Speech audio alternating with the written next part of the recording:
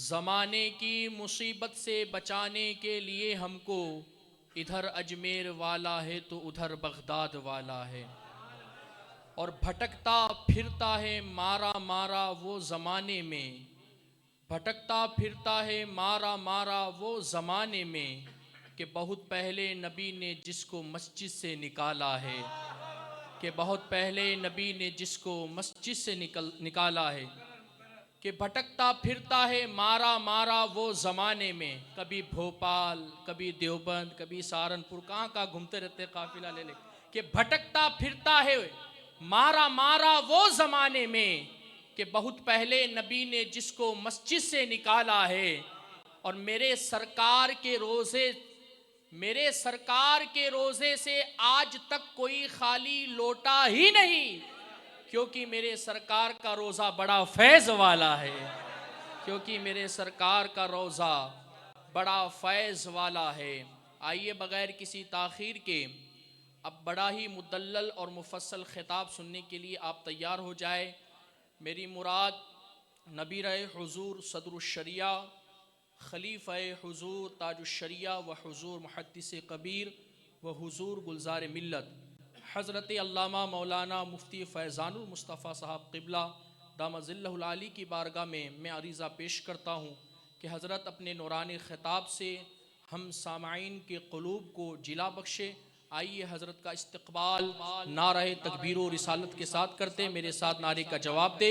नारे तकबीर, नारे रिसालत, मसलके आला हज़रत, इश्क मोहब्बत, इश्क मोहब्बत, उलमाए अहले सुन्नत। एक शेर सुन ले, जो भी मेरे रज़ा का रास्ता छोड़ देता है, कह दो सुभान अल्लाह, जो भी मेरे रज़ा का रास्ता छोड़ देता है, जीते जी उसे सारा ज़माना छोड़ देता है, और भले ही बर्फ़ की सिल्ली पर लेट जाए वहाँ भी रज़ा का नाम सुनते ही पसीना छोड़ देता है।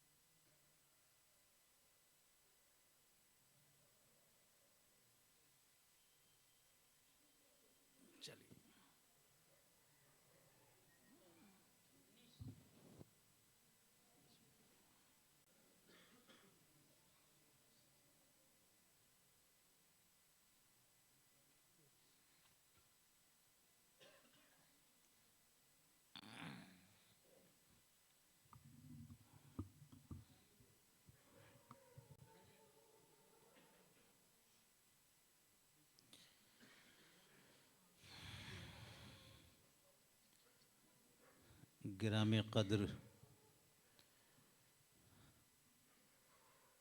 अइम्मे मसाजिद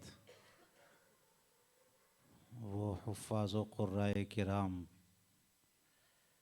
व शुआराए इज़ाम व बिरादराने इस्लाम, आशिक़ाने गौसो ख़ाजा व रज़ा, अस्सलामु अलैकुम व रहमतुल्लाहि व बरकातुहू। अल्हम्दुलिल्लाह,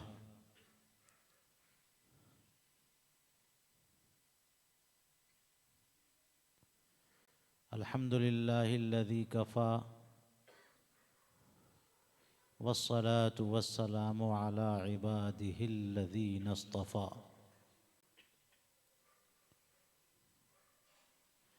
खुसूसन अला अफ़ज़लिल बशर बअदल अंबिया, खुसूसन अला सय्यिदिल अंबिया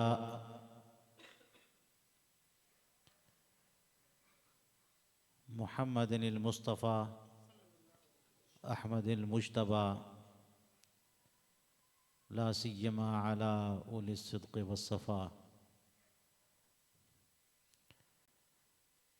अस्हाबिही व अहलिही व इतरतिही अल्लज़ीना तबउल हुदा अम्मा बाद फ़अऊज़ु बिल्लाहि मिनश शैतानिर रजीम बिस्मिल्लाहिर रहमानिर रहीम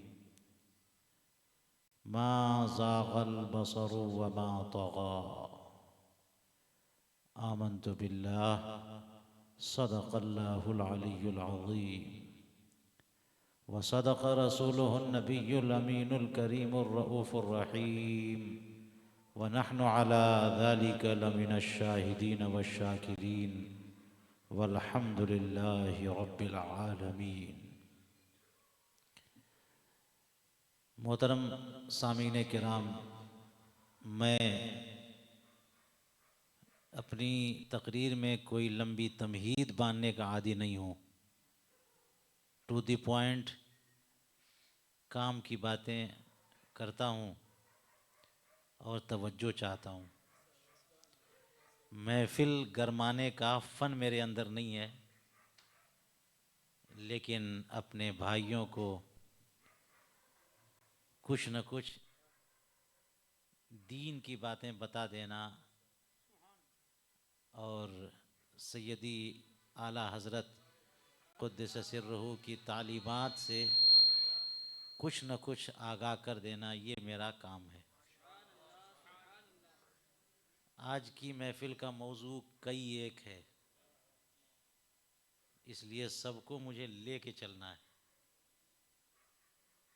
पहली बात तो ये है कि शब मेराज के हवाले से भी ये महफिल है।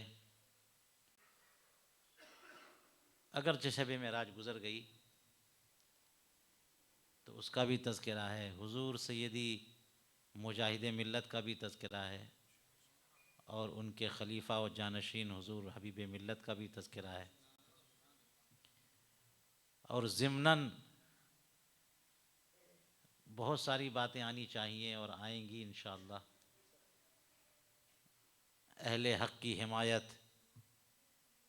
और अहले बातिल का रद्द, ये सब हमारे तरीक़े कार में शामिल है। जहाँ जैसी ज़रूरत पेश आए वो कर गुज़रना, ये हमारी शनाख्त है और हमें बुज़ुर्गों से यही मिला है।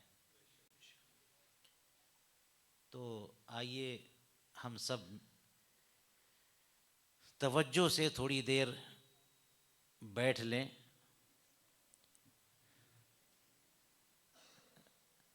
जनाब शरीफ साहब की नात सुनकर आपको जज्बा पैदा हो चुका, यानी टॉनिक इन्होंने दे दिया है। अब टाइम आया कि जो कैलोरीज आपने गेन की है उसे बर्न कौन करेगा। हम हाजिर हैं, एनर्जी मिल चुकी है, अब एनर्जी यूज़ करने का टाइम है।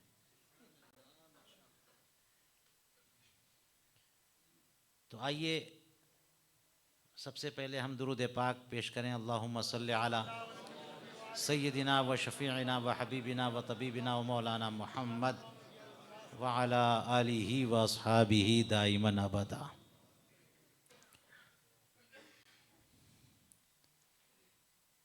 मैंने सूरह नज्म की एक आयत छोटी सी, मा ज़ाग़ल बसर वमा तग़ा, दो ही वर्ड है उसमें, दो कलमे हैं, वो पढ़ा है। हालांकि कुरान पाक में सूरह बनी इसराइल की पहली आयत 15वें पारे की ये डायरेक्टली मेराज के टॉपिक को डिस्कस करती है, जिसमें यह फरमाया कि सुबहानल्लज़ी असरा बिअब्दिही लैलन मिनल मस्जिदिल हराम इलल मस्जिदिल अक़सा, मस्जिद हराम से मस्जिद अक़सा तक ले गया अल्लाह रब्बुल इज़्ज़त अपने बंदे को। हालांकि मेराज ये नहीं है इसको इसरा कहते हैं। सुबहानल्लज़ी असरा, असरा का माना होता है रात के मुख्तसर से हिस्से में सैर कराना, ले जाना। तो ये तो इसरा है जिसका जिक्र 15वें पारे में आया। मेराज वहां से शुरू होती है। मेराज का आगाज वहां से, क्योंकि मेराज आइन रा जीम, रूट वर्ड मेराज का जो मादा है वो है आइन री रा जीम, जिससे उरूज भी बना। उरूज किसको बोलते हैं? बुलंदी को। तो मक्का मुकर्रमा से मस्जिद अक्सा चले गए तो उरूज तो नहीं है ये तो बहुत ही लिमिटेड टाइम में एक लॉन्ग डिस्टेंस को कवर करना है। मेराज तो तब हो जबकि कोई नीचे से ऊपर जाए। 15वें पारे में ऊपर जाने की बात नहीं आई। 15वें पारे में जमीन के एक पार्ट से जमीन के दूसरे पार्ट के जाने की बात आई। इसे हम कहते हैं इसरा। और इसरा के बाद मेराज का सिलसिला शुरू हुआ। आप कहिएगा कि फिर वो वाला जिक्र कहां है, वो बताइए।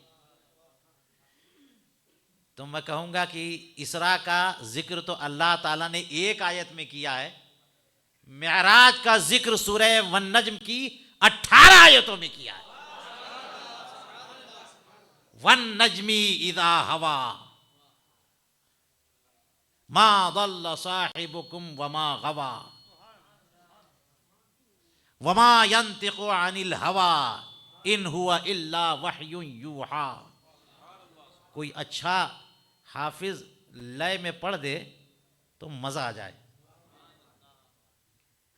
सुभान अल्लाह। पहली आयत वन नज्मी इदा हवा। हवा का माना होता है नीचे आना, और वन नज्म कसम है उस चमकते हुए सितारे की जो नीचे आए। और असल में ये सितारा कौन है? मोहम्मद मुस्तफ़ा सल्लल्लाहु अलैहि वसल्लम की ज़ात। सब चमक वाले उजलों में चमका किए, अंधे शीशे में चमका हमारा नबी। वन नजमी इदा हवा, कसम है उस चमकते हुए सितारे मोहम्मद मुस्तफ़ा की जो जब उतरे। ये क्या बात है? सारी दुनिया तो ये क्वेश्चन करती है कि मोहम्मद मुस्तफ़ा सल्लल्लाहु अलैहि वसल्लम गए कैसे, नीचे से ऊपर गए कैसे। नीचे से ऊपर जाने के लिए जो चीज, जो मटेरियल लाइट वेटेड हो वो नीचे से ऊपर जाती है। भाप है, धुआं है, गैस है, आग है। पानी ऊपर से नीचे आता है, बर्फ ऊपर से नीचे। बात समझ में आई? तो इंसान की बॉडी नीचे से ऊपर कैसे जाएगी? ऊपर अगर हो तो नीचे आए। तो लोग सवाल करते हैं कि नीचे से ऊपर गए कैसे, मगर कुरान करीम ने इस पर कोई आश्चर्य नहीं किया, कोई क्वेश्चन मार्क नहीं लगाया, कोई ऑब्जेक्शनरी एक्सप्लेनेशन नहीं दिया। कुरान करीम ने हमें जो मैसेज दिया है वो ये है कि हैरत की बात ये नहीं है कि मोहम्मद मुस्तफ़ा नीचे से ऊपर कैसे गए। हैरत की बात यह कि ऊपर गए तो नीचे आए कैसे। शायर ने कहा वो हर आलम की रहमत है, किसी आलम में रह जाते, ये उनकी मेहरबानी है कि ये आलम।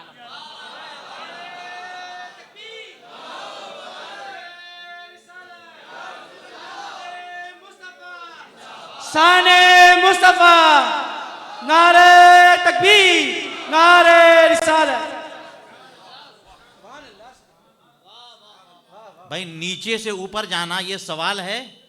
अगर सवाल है तो तुमको अगर रियलिटी रसूल करीम अलैहिस्सलाम की मालूम हो जाए तो ये सवाल ख़त्म हो जाएगा कि रसूल करीम अलैहिस्सलाम ने खुद कहा था कि अव्वल मा खलक़ल्लाहु नूरी, अल्लाह ताला ने सबसे पहले मेरे नूर को पैदा किया।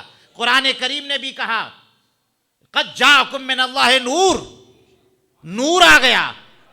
रसूल करीम अलैहिस्सलाम ने खुद कहा अल्लाहुम्मा जअलनी नूरा, ऐ अल्लाह मुझे नूर बना दे। तो नूर इतना हल्का होता है, इतना लाइट होता है कि नीचे से ऊपर चला जाए कोई हैरत की बात नहीं है, ऊपर से नीचे कैसे आया। बात समझ में आई?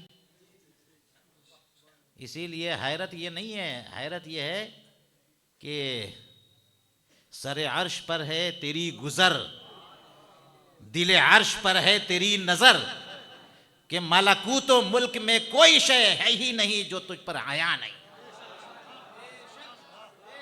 हमने आज तक जो है कोई प्लैनेट विजिट नहीं किया, और चांद पे यूएस का जो पहला अपोलो 11 पहुंचा था वो भी फैक्ट है या गलत है, ये एक क्वेश्चन है। आज तक साबित नहीं किया जा सका कि अपोलो 11 वाकईतन चांद पर गया भी था कि नहीं गया था। लेकिन अगर गया भी हो तो चांद सबसे करीब तरीन प्लैनेट है, सबसे करीब तरीन। बात समझ में आई? उससे बड़े बड़े सियारे, सितारे, कवाकिब बहुत दूर, लाखों लाख किलोमीटर और करोड़ों किलोमीटर दूर, और जितने भी सियारे सब के सब पहले आसमान के नीचे हैं। और मार्स तक तब तक पहुंच ही नहीं पाया। प्लानिंग बनती जा रही है, मार्स तक अब तक कोई पहुंच नहीं पाया। इतना एडवांस जमाना, इतनी एडवांस टेक्नोलॉजी, मगर कोई पहुंच नहीं पाया। तो ये प्लैनेट्स पे जाना और उसके बाद आसमानों पे जाना और पहले आसमान को क्रॉस करना, दूसरे आसमान, तीसरे आसमान, यहां तक कि 7वें आसमान तक, ये आला हजरत फरमाते कि सरे अर्श पर है तेरी गुजर। अच्छा, गुजर का मतलब यही होता है ना कि यूजुअली जो आते जाते हैं, आप कहते हैं ना कि हमारा तो रोजाना गुजरना होता है। आप बड़ी बारगाह के बारे में गुजर नहीं बोलते हैं जनाब, अजमेर शरीफ से गुजरते हैं नहीं बोलते, अजमेर शरीफ हाजिरी होती है। कौन बोलता है? मदीने शरीफ तो गुजरते ही रहते हैं। अरे ये बोलते हैं, ये मस्जिद से, हम होटल से गुजरते ही रहते हैं। गुजर समझ रहे हैं? गुजर का मतलब कोई मेहनत नहीं, इजीली, यूजुअली, आम तौर पर, फ्री में, बगैर मेहनत के, इसी को ना गुजर बोलते हैं। सरे अर्श पर है तेरी गुजर, ये मोहम्मद मुस्तफ़ा सल्लल्लाहु अलैहि वसल्लम कि सरे अर्श पे उनका गुजरना ये कोई हैरत की बात नहीं है। कुरान फरमाता वन नज्म इज़ा हवा, हैरत की बात यह है कि ये चमकता हुआ चांद, चमकता हुआ सितारा जमीन पर कैसे।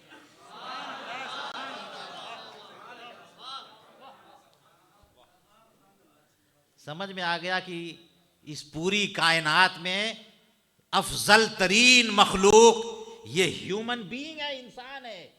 क्यों? इसलिए कि मोहम्मद मुस्तफ़ा सल्लल्लाहु अलैहि वसल्लम इसी आलम इंसानियत में वापस आए। सुभान अल्लाह।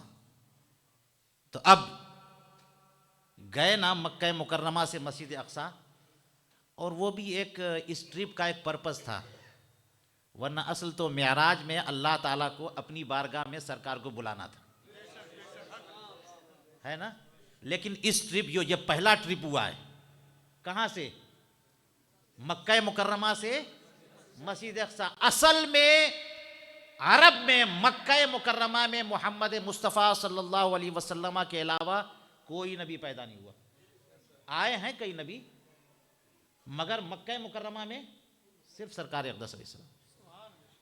जितने भी अंबिया किराम, हम सबको नहीं कहते, ज्यादातर अंबिया किराम बैतुल मुक़द्दस फिलिस्तीन में पैदा हुए, या इधर उधर पैदा हुए, कुर्बो जवार में वहीं गए।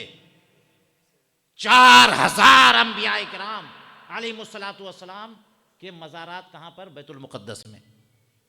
अंबिया किराम की सरजमीन, अंबिया किराम का शहर, क्या फिलिस्तीन। तो हो सकता है कोई कहता कि अगर इतने अजीम हैं तो अजमत तो तब हो जबकि अंबिया किराम के दरमियान आए। वो तो ऐसी जगह पैदा हुए जहां पर कोई नबी था ही नहीं, इसलिए बड़े हो गए। इसलिए अल्लाह तबारक व तआला ने इस ट्रिप का अरेंज किया कि पहले यहां मक्का मुकर्रमा से डायरेक्ट अर्श पे जा सकते हैं। पॉइंट तवज्जो चाहूंगा। सवाल यह है कि अपोलो 11 जब गया था फ्लोरिडा से ऊपर, तो क्या कोई जरूरी था कि पहले एक जगह से दूसरी जगह आ जाए फिर उसके बाद ट्रिप करे? और आपको उलमा ने बताया होगा कि हरम मक्का, खाने काबा बैतुल मामूर के बिल्कुल नीचे है। सुना है ना आपने? बैतुल मामूर के बिल्कुल नीचे और अर्श। अब बताइए, जाना जब वहां है तो बनता ट्रिप यहीं से है ना सीधे? कुछ बात समझ में आ रही नहीं आ रही है? जब जाना बैतुल मामूर और पहुंचे भी बैतुल मामूर, हजरत इब्राहिम अलैहिस्सलाम से मुलाकात, तो ये क्या पॉइंट बनता है जनाब यहां से पहले वहां चले जाओ? हालांकि जाना यही है।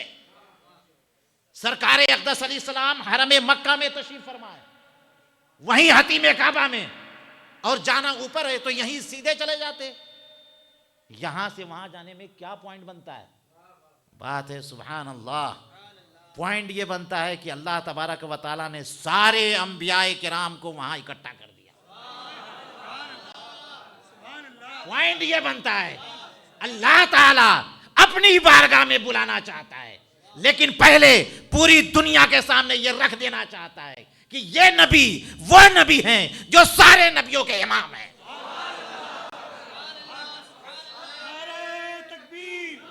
नारे रिसालत, अजमते मुस्तफ़ा, शाने मुस्तफ़ा, मसलके आला हजरत, उलमाए सुन्नत।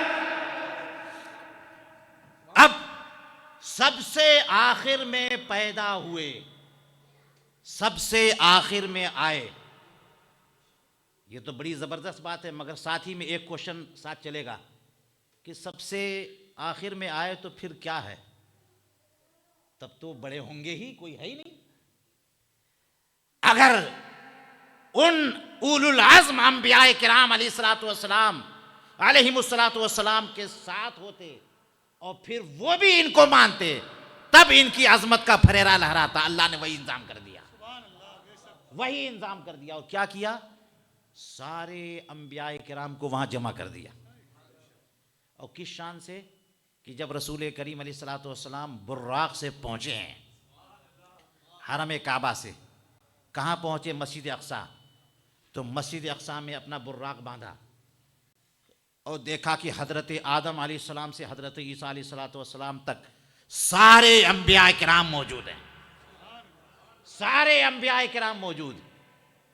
अब सब लोग वेट कर रहे हैं, इंतजार कर रहे हैं। क्या, किसका इंतजार कर रहे हैं? सैयदुल अंबिया का इंतजार, अपने इमाम का इंतजार कर रहे हैं। अच्छा, आपको इतनी बात तो मालूम है ना कि जब कोई किसी का इंतजार कर रहा होता है तो ज्यादा भाव उसी का होता है जिसका इंतजार किया जाता है। भाव किसका होता है? अगर भाव ना हो तो कौन वेट करेगा? सारी पब्लिक चली जाए। लेकिन आने वाला अगर अपने जमाने का इमाम हो तो किसी को हिम्मत नहीं होगी कि कोई टले। सुभान अल्लाह। आज तक हमने नहीं सुना दुनिया की किसी मस्जिद में कि जनाब पहली सफ से लेकर के आखिरी सफ तक जितने भी हैं सब के सब हाफिज हैं, सब के सब अकारी हों, सब के सब आलिम हों, सब के सब मुफ्ती हों। कहीं सुना आपने? दो चार झोला छाप भी आ जाएंगे ना, दो चार कौन आ जाएंगे? झोला छाप भी उलमा भी होंगे, मुफ्तियान किराम भी होंगे, औलिया किराम भी होंगे, और दो चार उल्टे सीधे भी। आजकल तो जनाब एडवांस ज़माना है कि मस्जिदों में वहाबी भी आ जाते हैं। हमारे मुतवल्ली हजरात इतने एडवांस हो गए हैं, मस्जिदों के मुतवल्ली इतने एडवांस हो गए हैं कि अब जनाब ओपन टू ऑल, वहाबियों को वेलकम करो, देवबंदियों को वेलकम करो। तो अब क्या हाल है मस्जिदों का, मुसल्लियों का, कि जहां वहाबी भी आ सकते हैं। तो अब वही मैं कह रहा था कि सरकार अक़दस अलैहिस्सलाम की जमात की बात हो रही है। समझिए ज़रा, क्या कोई दुनिया की ऐसी जमात आपने सुनी है कि जनाब टोटल फर्स्ट पर्सन से लेके लास्ट पर्सन तक सारे के सारे मुफ्ती, अगर कहीं न्यूज़पेपर में आ जाए ना तो हम लोग देखने चलेंगे कि चलो आज देखते हैं कितनी प्यारी जमात है कि सारे total all in all every person is मुफ्ती, एवरीवन इज हाफिज। हो सकता नहीं होता भाई, दो चार आ जाएंगे, दो चार कौन मना कर सकते। सुभान अल्लाह, मस्जिदों में गरीबों का भी वेलकम किया जाता है, गरीबों को भी वेलकम किया जाता है, अनपढ़ लोगों को भी वेलकम किया जाता है। हर सुन्नी मुसलमान वहाबी देवबंदी को वेलकम नहीं किया जाता है। बात समझ में आई? हर सुन्नी मुसलमान को वेलकम किया जाता है, एवरीवन इज वेलकम। बात समझ में आई? मगर जनाब फिर भी फर्स्ट पर्सन से लेकर लास्ट पर्सन तक सारे के सारे मुफ्ती हों तो रिपोर्ट तो बन जाएगी ना, सोशल मीडिया पे आ जाएगी ना। सुभान अल्लाह, सोचो दुनिया की तारीख में एक ऐसी जमात सोचो जिसमें फर्स्ट पर्सन से लेके लास्ट पर्सन तक एवरीवन नबी ही नबी हो। जितने मुक्तदी सब के सब नबी, जितने मुक्तदी सब के सब रसूल, नॉन रसूल नॉन नबी कोई है ही नहीं।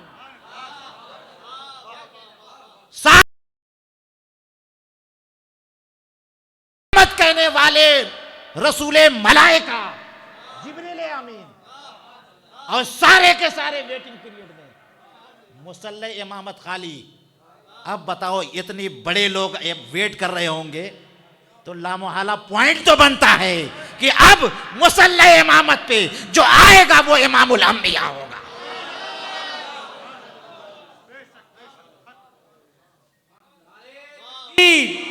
नारे रिसालत, अजमते मुस्तफ़ा, शाने मुस्तफ़ा, मसलके आला हजरत।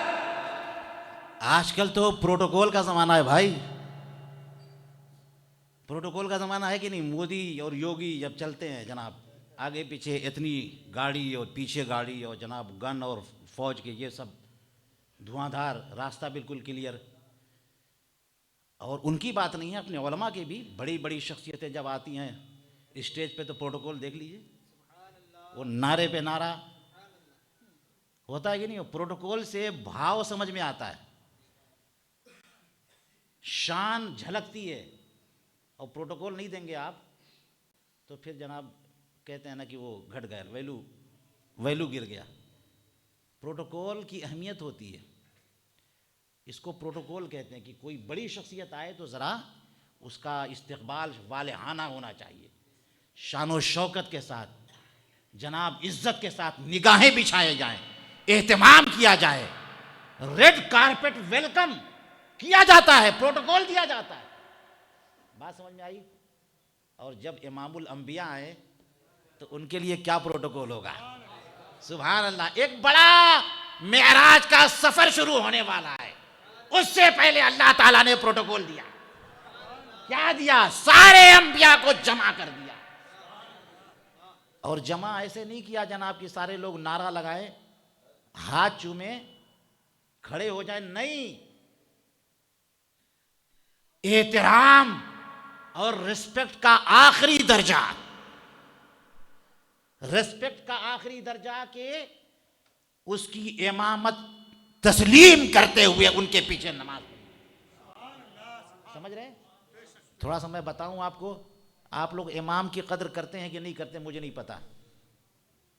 इमाम की कदर करते हैं कि नहीं करते हैं? मैं किसी के सपोर्ट में बोल नहीं रहा हूं, ये एक रियल इशू है। हालांकि इमाम का मकाम होता बड़ा है, इमाम की कितनी रिस्पेक्ट है वो मुझे पता नहीं आपके दिलों में, लेकिन अल्हम्दुलिल्लाह मैंने पाली में देखा है, जब हमारी दावत होती है जिस इलाके में, इलाके के इमाम को ज़रूर बुलाया जाता है। आप लोग मुबारकबाद के काबिल हैं, अल्हम्दुलिल्लाह इमाम की इज़्ज़त है। और अगर कुछ कमी है तो कमी ख़त्म करिए। इमाम वो होता है कि मुक्तदी रब की इबादत करते हैं, मगर इमाम के सजदे के मोहताज होते हैं कि इमाम साहब जब सजदा करेंगे तब रब का सजदा करेंगे। जितने मुक्तदी आए हैं वो सब के सब इमाम की इबादत करने नहीं आए। कोई आया इबादत करने, इमाम को फॉलो, रब की इबादत के लिए आए, मगर नहीं करेंगे रब की इबादत जब तक कि इमाम ना करे। इमाम जब कहेंगे अल्लाह अकबर तब जाके कहेंगे। और इमाम चाहे कुल हुवल्लाह पढ़े तो ठीक है, और अगर सूरह बकरा पढ़े तो सारे के सारे रुके रहेंगे, कोई सजदे में नहीं जाएगा। सब सजदा करने आए मगर कोई सजदा नहीं कर रहा है कि नहीं है। कब सजदा करेंगे? अब इमाम, ये है हाई लेवल का रिस्पेक्ट कि सारे के सारे रब का सजदा करने आए, मगर रब के सजदा करने में इमाम के सजदे के मोहताज है। बात समझ में आई? तो हाई क्वालिटी का रिस्पेक्ट जो है वो इमामत है कि सारे के सारे मोहताज होते हैं। इमाम ने अगर 3 ही बार तस्बीह की और आपको 7 मरतबा तस्बीह करने का दिल कर रहा है, अलाउड नहीं है। You are not allowed to say 7 times तकबीर। बात समझ में आई? मसला जानते हैं आप? अपनी पढ़िए, 7 मरतबा पढ़िए, 10 मरतबा पढ़िए, 20 मरतबा पढ़िए, मगर जिस इमाम को फॉलो किया, फॉर एग्जाम्पल इमाम 3 ही मरतबा पढ़े, आप 4 मरतबा, इमाम ने जैसे सर उठाया रुक जाओ, तस्बीह रोक दो। तस्बीह पढ़ना अच्छी बात है, मगर देखो तुमने रब की इबादत में इमाम की इक्तदा की है। इमाम उठ गया, तुम भी उठ जाओ। अब बताइए, शबे मेराज रसूल करीम अलैहिस्सलाम मस्जिद अक्सा से मस्जिद अक्सा, मस्जिद हराम से मस्जिद अक्सा गए। सारे अंबियाए किराम वेट कर रहे हैं, किस लिए? अल्लाह की इबादत के लिए, मगर कोई अल्लाह की इबादत नहीं कर रहा है, क्योंकि सारे के सारे अल्लाह की इबादत करने में मोहम्मद मुस्तफ़ा के मोहताज नजर आए। जब मोहम्मद मुस्तफ़ा सल्लल्लाहु अलैहि वसल्लम सजदा करेंगे तब सब करेंगे। सुभान अल्लाह। मैं तो कभी कभी सोचता हूँ कि इतनी शानदार जमात कि सारे के सारे मुक्तदी अंबिया और इकामत कहने वाले मुकब्बिर फरिश्ते जिब्रील अमीन और इमामत करने वाले मोहम्मद मुस्तफ़ा, क्या शानदार जमात होगी। ऐसी जमात न कभी सुनी, न कभी देखी, न कभी हिस्ट्री में पढ़ी। अल्हम्दुलिल्लाह शबे मेराज ऐसी जमात हो। इसीलिए मेरे इमाम, इमाम अहले सुन्नत, मुजद्दिद दीन व मिल्लत, इमाम इश्क व मोहब्बत, इमाम अहमद रजा फाजिल बरेलवी रदी अल्लाह तआला अन्हु फरमाते हैं कि नमाज इसरा में था यही सिर, नमाज अक्सा में था यही सिर, आया हो मानी अव्वल आखिर, कि दस्त बस्ता थे सारे हाजिर जो सल्तनत आगे कर गए। हजरत नूह अलैहिस्सलाम की सल्तनत, हजरत इब्राहीम अलैहिस्सलाम की सल्तनत, हजरत यूसुफ अलैहिस्सलाम की सल्तनत, हजरत सुलेमान अलैहिस्सलाम की सल्तनत, जानवरों पर भी, हवाओं पर भी जो सल्तनत आगे कर गए थे वो सब के सब ऐसे हाजिर। सुभान अल्लाह। ये पॉइंट है, इस पॉइंट से इस लेवल का रिस्पेक्ट अल्लाह ताला ने दिखा दिया। अब उसके बाद मेराज का ट्रिप शुरू हुआ है। सुभान अल्लाह। अब वहां से मेराज शुरू है। कहां? अब आसमान पे जाना है। पहला आसमान, दूसरा आसमान, तीसरा आसमान, ये सारे आसमान क्रॉस करते करते अर्श पर पहुंच गए। और आज तक किसी ने अर्श को विजिट नहीं किया। अरे इतना टेक्नोलॉजी डेवलप हो गई है कि मार्स तक नहीं पहुंच पाए, फर्स्ट आसमान को कब विजिट करेंगे? और वो तो रशिया और अमेरिका का कंपटीशन था कि ये लोग एटलीस्ट क्लेम किया इन्होंने कि हम चांद पे पहुंच गए, वरना वो क्लेम भी नहीं कर पाते। कोई इतना बड़ा टेंशन क्यों लेता? और वो खत्म हो गया तो जनाब मार्स के पहुंचने में 50 साल गुजर गए, नहीं पहुंच पाए। 69 में हुआ था ना, 50 साल गुजर गए जनाब, अब तक कोई मार्स पे नहीं पहुंचा। कंपटीशन खत्म, कौन टेंशन लेगा? तो जब मार्स पे नहीं पहुंच पाए तो जुपिटर पे कब पहुंचेंगे जी? सूरज पे कब पहुंचेंगे? और प्लूटो पे कब पहुंचेंगे? और सारे के सारे पहले आसमान के नीचे तो आसमान को कब टच करेंगे? आसमान को कब टच करेंगे बताइए? और पहला आसमान क्रॉस कब करेंगे? सरकार अक़दस अलैहिस्सलाम आज से 1400 साल पहले सारे आसमानों को क्रॉस करके अर्श के ऊपर जा चुके।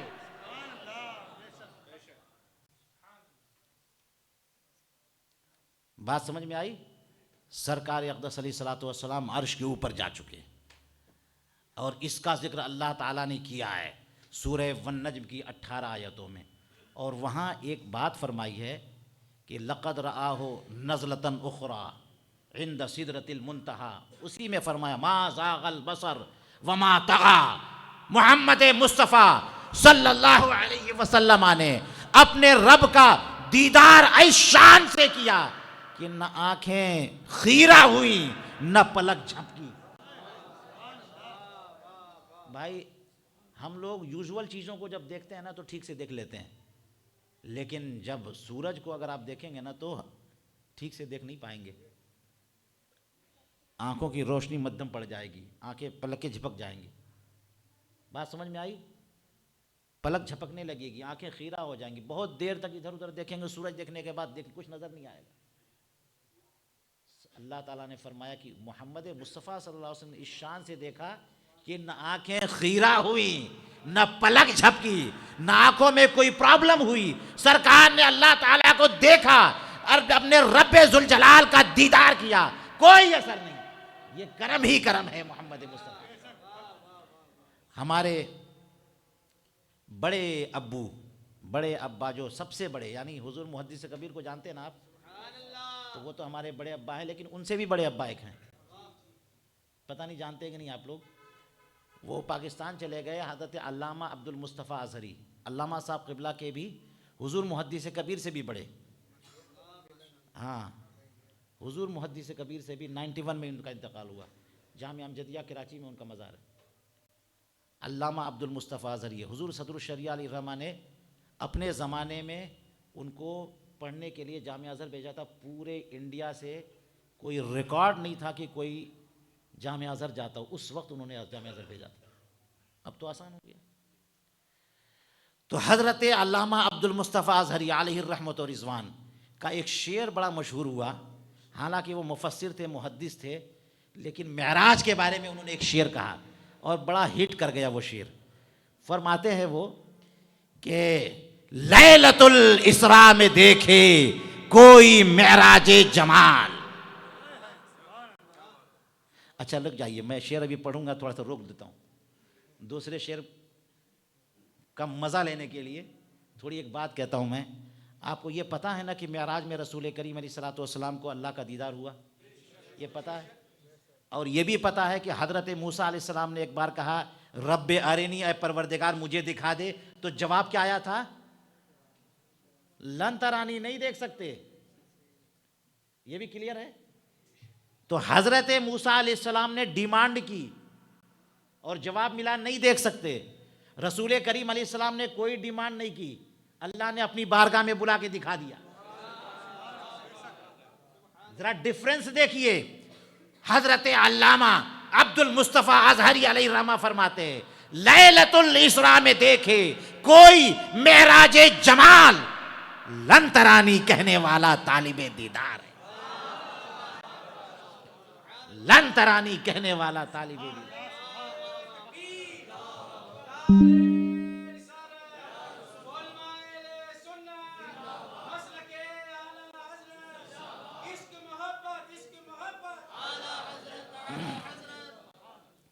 सुभान अल्लाह। अब क्या मकसद था इस सफ़र का अल्लाह जाने। लोग अपने अपने लेवल से पेश करते हैं। ले नूरियहु मिन आयातिना भी कहा कुरान पाक ने सूरह बनी इसराइल में, ताकि हम उन्हें अपनी आयतें निशानियां दिखाएं। क्या मकसद था ये भी हुजूर सदरुश शरिया अलैहिर्रहमान ने बहार शरीयत में लिखा कि अल्लाह ताला ने सारे अहकाम ज़मीन पर उतारे। रोज़ा, ज़कात, हज, जिहाद, सारे अहकाम। और जब नमाज देना हुआ तो नमाज ज़मीन पर नहीं भेजी, अपनी बारगाह में रसूल को बुलाया और फिर नमाज दी। शबे मेराज का तोहफा तो नमाज देना था।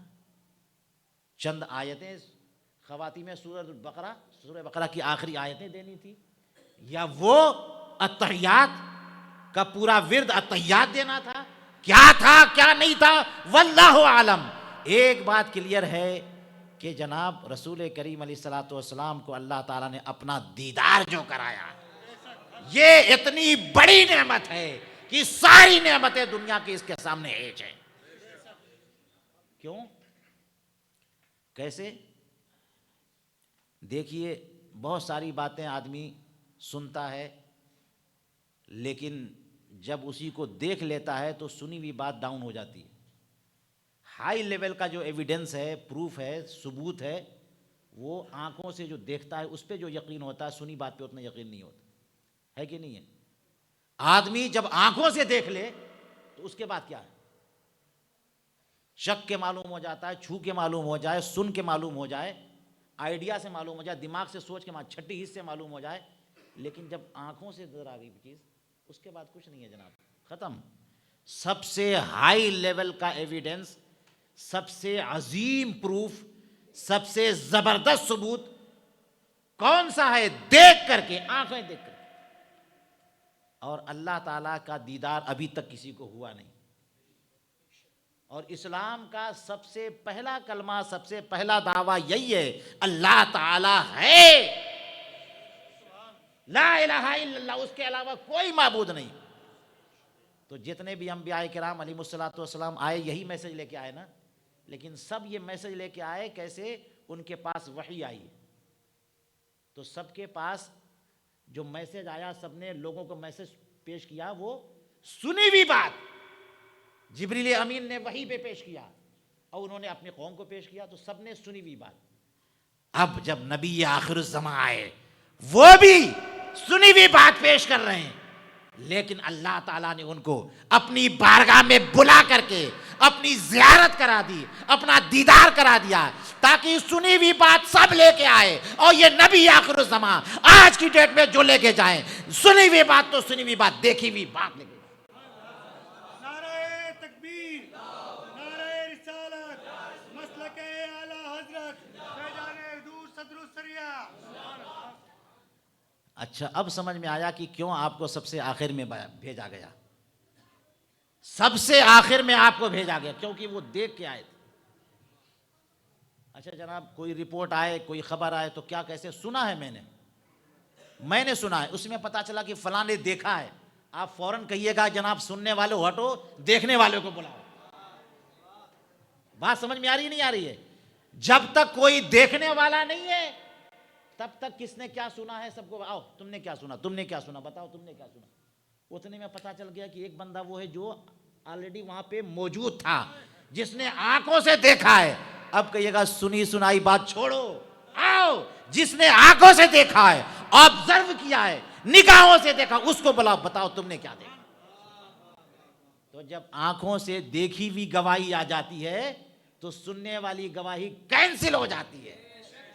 सुनने वाली गवाही का कोई वो अहमियत नहीं होती। इससे समझ में आया कि मोहम्मद मुस्तफ़ा सल्लल्लाहु अलैहि वसल्लम ने अल्लाह को देख लिया, देख के आए हैं, इसलिए उनको सबसे बाद ही आना था। वो गवाही आ गई जो देखी हुई गवाही है। बात है ना? तो समझ में आया कि मेराज का मकसद क्या था, दीदारे इलाही। मैं एक बात और कहूंगा, इसी पर मैं अपने टॉपिक खत्म करूंगा, टाइम काफी हो गया। अब थोड़ी सी तवज्जो, दीदारे इलाही। आप लोग भी बड़े बाज़ौक़ हैं, थोड़ा मिसाल देता हूँ मैं आपके लेवल की। आपने सुना कि बड़ा बड़ा खूबसूरत है फ़लाँ, अपने अपने लेवल से, फ़लाँ बहुत खूबसूरत है, बड़ा हसीन है, जमील है, बहुत प्यारा है, good looking, charming, beautiful, smart, अलग अलग वर्ड्स हैं खूबसूरती की, हुस्न जमाल, ब्यूटी। और उसमें कोई जनाब मिस ब्यूटी भी हो जाती है और जहाँ की मिस ब्यूटी तो सब पगला जाएंगे। ज़रा जब भी कोई ऐसी बात आएगी तो फौरन बेचैनी क्या होती है, बोलिए, क्या ख्वाहिश पैदा होती है? देख लें। इतनी तारीफ आपने कर दी, कितना खूबसूरत है, तो फौरन शौक पैदा होता है कि मैं सही बोल रहा हूं कि नहीं बोल रहा हूं? भाई इतनी तारीफ नहीं किए होते तो कौन भाव देता, कौन परेशान होता। कहते कि क्या नूरानी चेहरा है, क्या नूरानी चेहरा। जहां कहा कि क्या नूरानी, हुजूर ताजुश शरिया का नाम आता था, कहते थे लोग हुजूर ताजुश शरिया न कोई तकरीर कर रहे हैं, न कोई जादू दिखा रहे हैं, कुछ नहीं कर रहे हैं, बस एक सुन लिया लोगों ने कि क्या नूरानी चेहरा, लोग दीवानावार आ गए। नूरानी चेहरा है, एक नजर देख ले। देखने का जज्बा, समझ में आ रही है बात ना। हुस्न, जमाल, ब्यूटी, खूबसूरती, किसी चीज की खूबसूरती का जब जिक्र आता है, दिल में एक अंगड़ाइयां, आरजू आरजू तमन्नाएं अंगड़ाइयां लेती है कि हम भी अपनी निगाहों से देखें।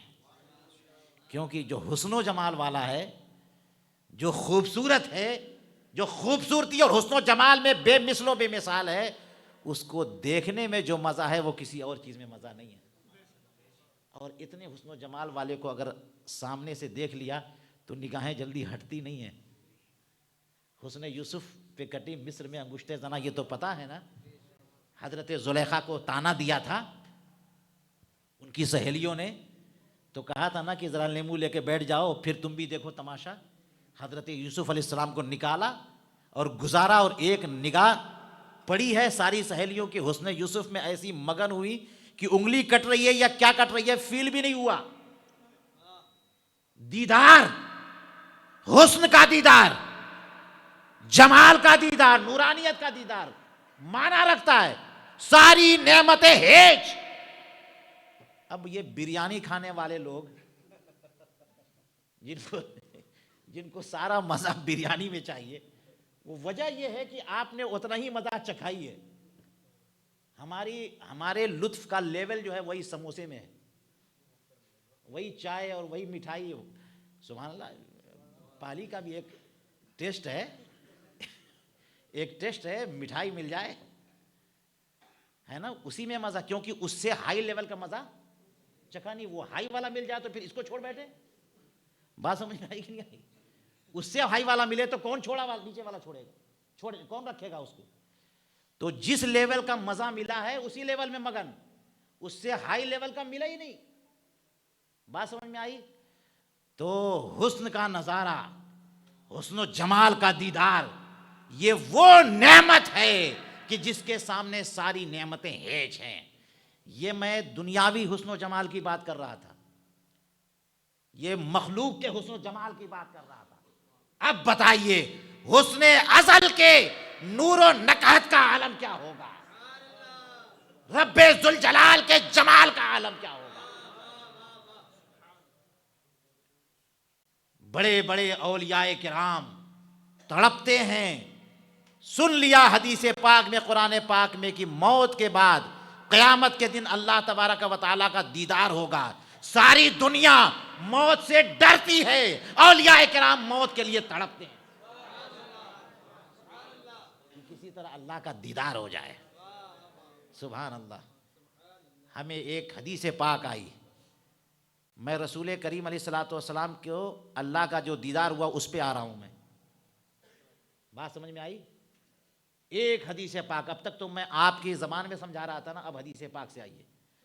सुभान अल्लाह। दीदार इलाही क्या समझ लिया, क्या है ये दीदार इलाही? क्या है दीदार इलाही? आखिरी चीज है, उससे बढ़ के कुछ भी नहीं है। चुनांचे हदीस पाक में है कि क़यामत के दिन जब हिसाब किताब हो जाएगा, हिसाब किताब हो गया, फरीकुन फिल जन्ना व फरीकुन फिस सईर, एक ग्रोह गया जन्नत में, एक ग्रोह गया जहन्नम में। जहन्नमी जहन्नम में गए, जन्नती जन्नत में गए, जन्नत का दरवाजा बंद, सारे जन्नती जन्नत में आ गए। अब जन्नत में ऐश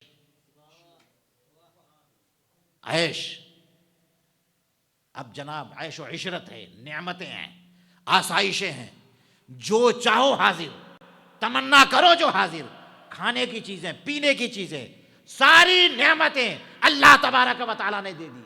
और नेमतें भी कैसी दी कि जब चाहो तब हाजिर।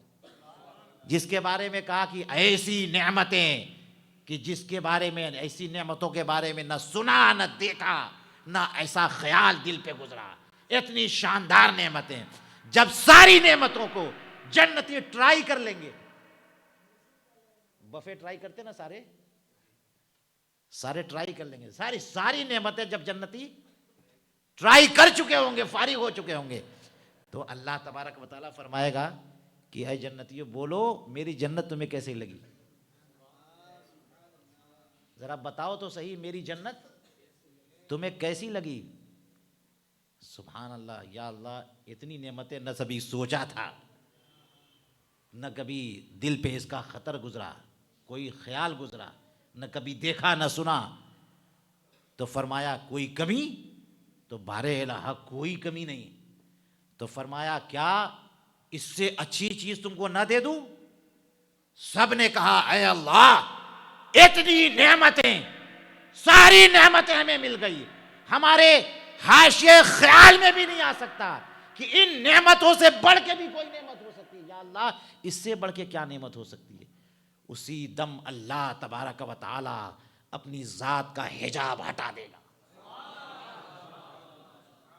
हिजाब हटा देगा, और जन्नती सारी नेमतों को ट्राई करने के बाद अब अल्लाह रब्बुल इज्जत का दीदार आंखों से करेंगे, और जब दीदार आंखों से करेंगे तो कहेंगे ऐसी खुशी जन्नतियों को मिलेगी कि उस खुशी के बारे में कभी सोचा तक ना था।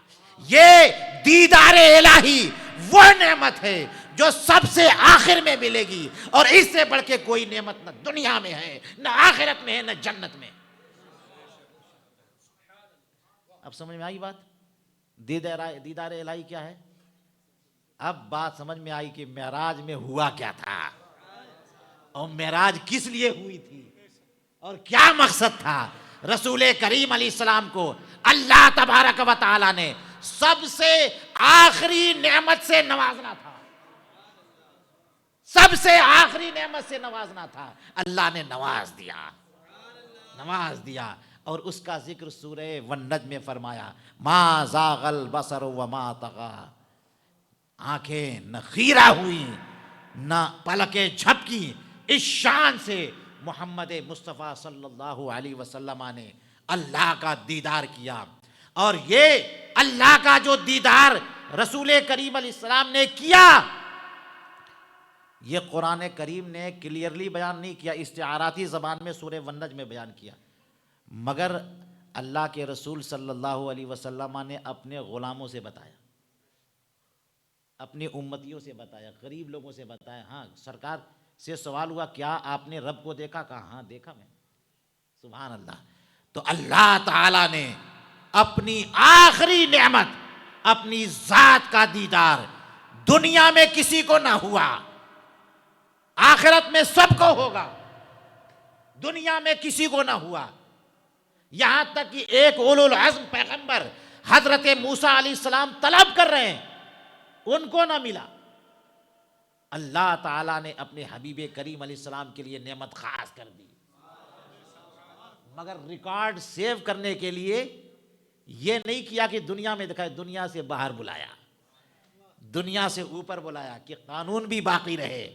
सरे अर्श उनको बुलाया, और उसके बाद अल्लाह ने अपना दीदार कराया। और जब रसूल करीम अलैहिस्सलाम ने अल्लाह का दीदार कर लिया, अब क्या बात बाकी रह गई, सारी नेमतें मिल गई। इसीलिए इमाम अहले सुन्नत फरमाते हैं, और कोई गैब क्या तुमसे नेहा हो भला, जब ना खुदा ही छुपा तुम पे। तकबीर, नारे रिसालत, मसलके आला हजरत, फैज़ाने आला हजरत। इश्क मोहब्बत, इश्क मोहब्बत,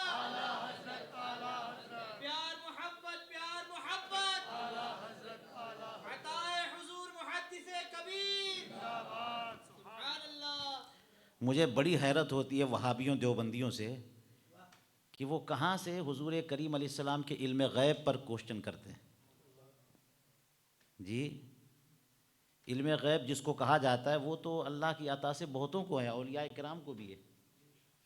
जब गैबुल गयूब, जिससे बढ़ के कोई गैब नहीं है, अल्लाह ताला ने उस गैबुल गयूब को आश्कार कर दिया, तो और कौन सा गैब रह गया। और जब उस लेवल का, हाई लेवल का गैब आश्कार कर दिया, तो सारे गुयूब अल्लाह ताला ने उनको दे दिए।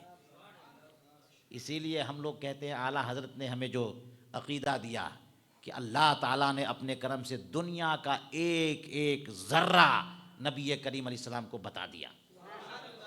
अव्वले यौम जब दुनिया पैदा हुई, आखिर यौम जब क़यामत के बाद सब फैसला हो जाएगा, सब उस दिन से लेके उस दिन तक एक एक वाक़या, एक एक जुज़िया, एक एक इवेंट, एक एक ज़र्रा, सब कुछ अल्लाह ताला ने अपने हबीब करीम अलैहिस्सलाम को बता दिया। ये है शान मेराज की। तो इसका मतलब ये हुआ कि सारा टोटल जो है ना वो है दीदार इलाही। जो टोटल है वो क्या है? वो दीदार इलाही, और वो ख़ास है मोहम्मद मुस्तफ़ा हमारे आका इस्लाम के। सुभान अल्लाह, ये शान है। तब समझ में आया कि मेराज का मकाम व मर्तबा क्या है। अब आइए हज़रत मुजाहिद मिल्लत क़ुद्दस सिर्रुहु के बारे में थोड़ी बात करें। हुजूर मुजाहिद मिल्लत, अब देखिए पाली से हुजूर सदरुश शरिया का ख़ास रिश्ता है। कोई पाली को सदरुश शरिया से जुदा नहीं कर सकता और सदरुश शरिया को पाली से जुदा नहीं कर सकता। इसलिए कि सदरुश शरिया ने कहा था कि पाली मैंने पाली, पाली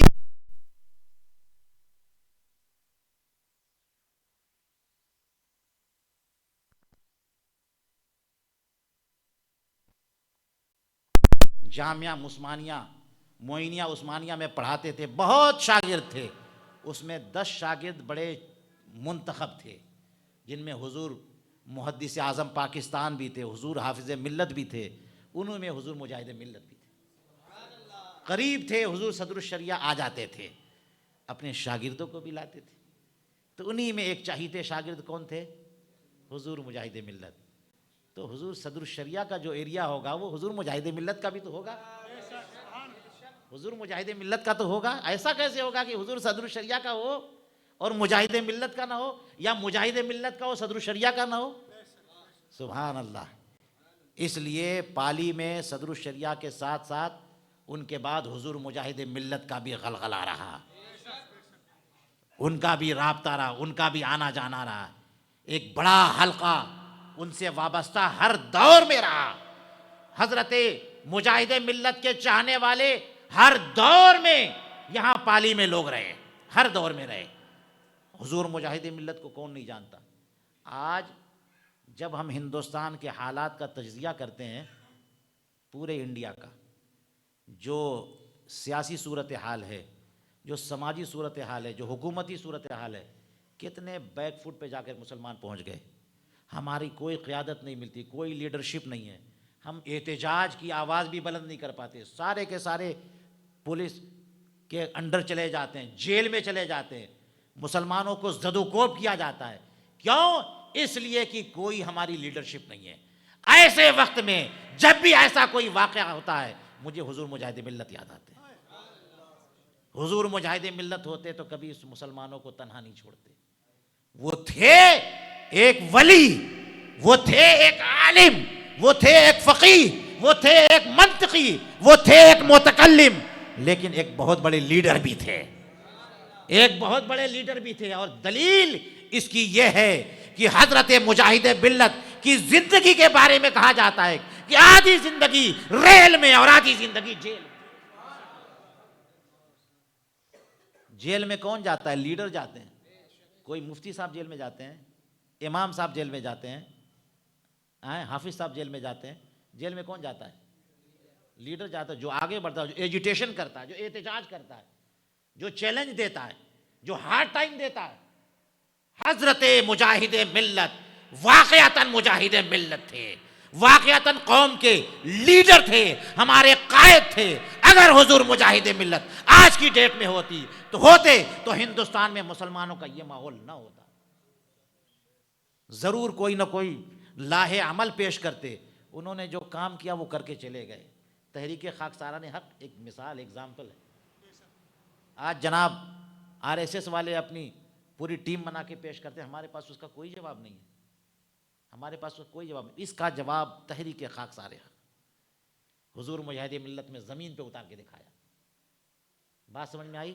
इसी तरह से तबलीग और दावा के लिए हुजूर मुजाहिद मिल्लत ने तबलीग सीरत जैसी कमेटी बनाया। ये दो कारनामे हुजूर मुजाहिद मिल्लत के वो हैं कि आबे ज़र से लिखने के लायक हैं। हिंदुस्तान के एक कोने से लेके दूसरा कोना, सारे कोने को कवरेज दी है हुजूर मुजाहिद मिल्लत ने इस दो तहरीक से, तहरीक खाकसारान हक और तहरीक तबलीग सीरत। घर घर इल्म और दर्स। आज जनाब कोई माने ना माने, हमारी तबाही की एक वजह जलसों का जो मिजाज है ना वो भी है।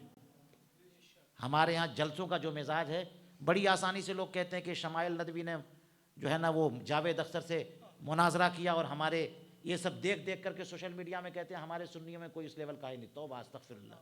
हजारों हजार उससे हाई लेवल के मौजूद हैं, हजारों हजार मौजूद हैं, मगर प्लेटफॉर्म हमने दिया ही नहीं।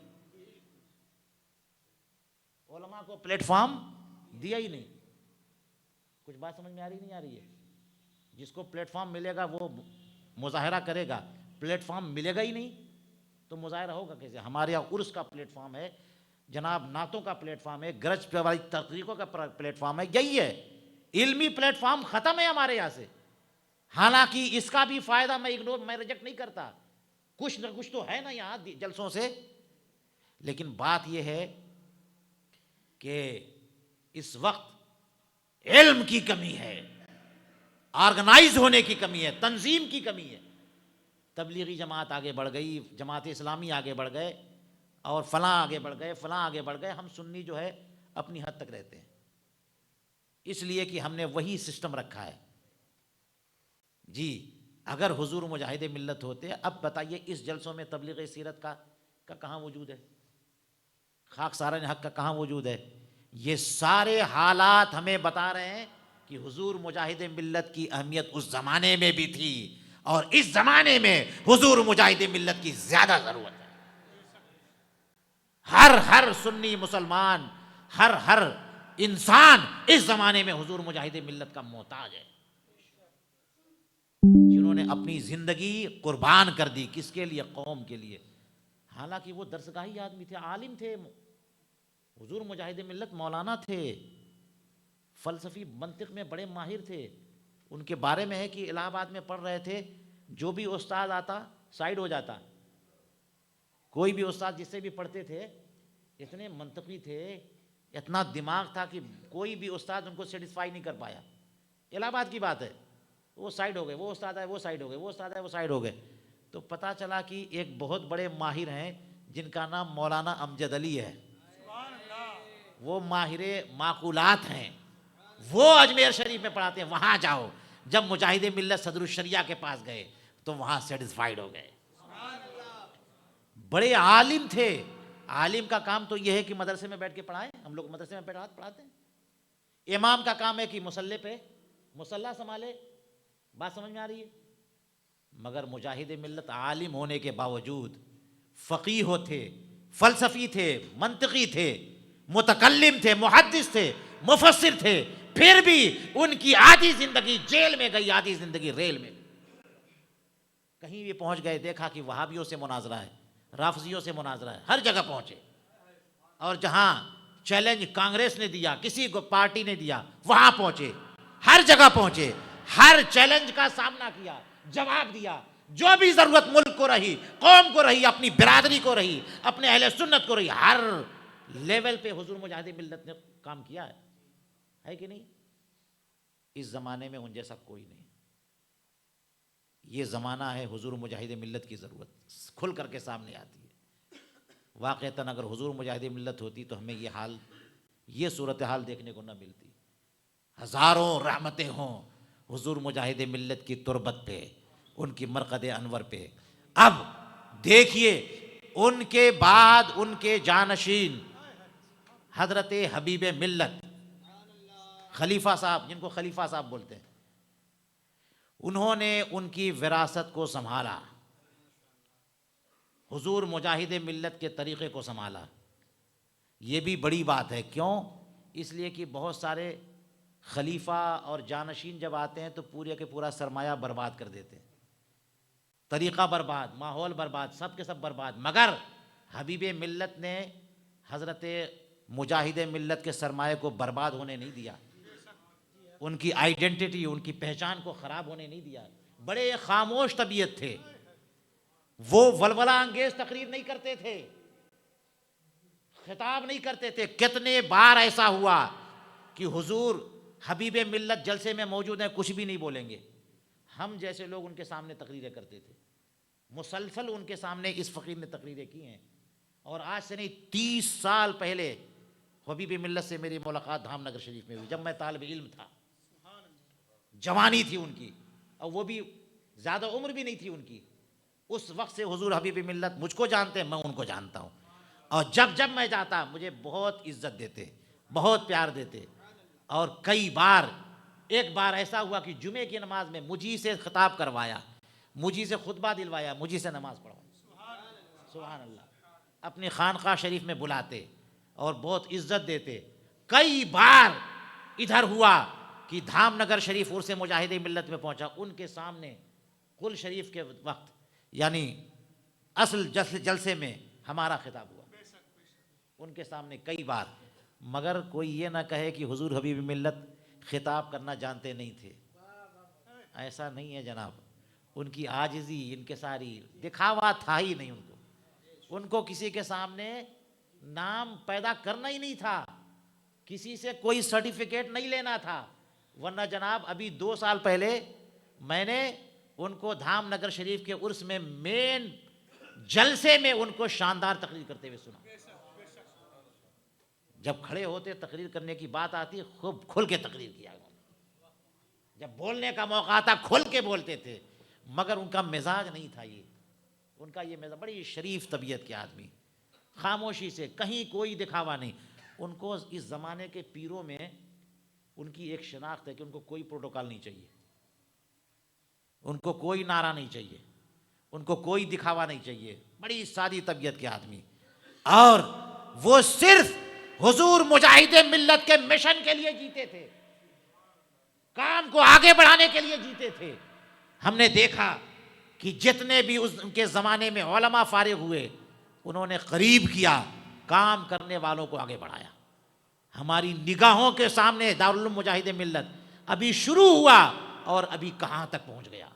यहाँ तक कि तखस्सुस और इफ्ता तक की क्लासें दारुल उलूम मुजाहिद मिल्लत में। हमारे साथी क्लासमेट हज़रत अल्लामा मौलाना हनीफ हबीबी साहब, वो वहाँ पर सदर मुदर्रिस भी हैं, शेखुल हदीस भी हैं।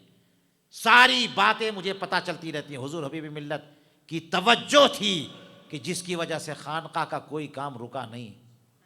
और खानका धामनगर शरीफ, खानका हबीबिया का फैज़ पूरे उड़ीसा में आसमान से बादल की तरह टूट के बरसता है।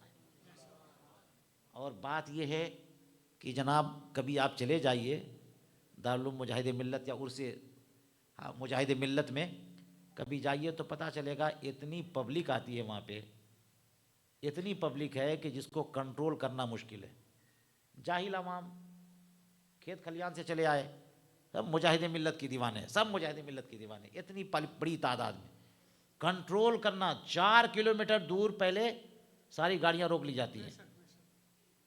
वो तो हम लोगों को स्पेशल गाड़ी में बुलाया जाता था, हम जाते हैं, अंदर तक पहुँचते हैं।